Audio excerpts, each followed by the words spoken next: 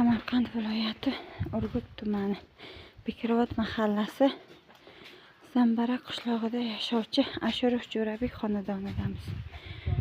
Agrobank tomonidan 27 million so'mlik chorva moliga deb kredit olganlar. Hozirgi vaqtda mollari mavjud. Qo'shimcha daromadlari hovlilaridan kartoshka, polis ekinlari,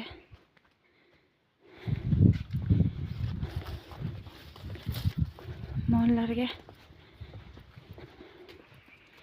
yem-hashaklar zaxirasi qilingan va dukkakli mahsulotlar yetishtirilgan. Bundan tashqari sama kultivator texnikalari mavjud. Yillik daromadlari 32-35 millionni tashkil etadi.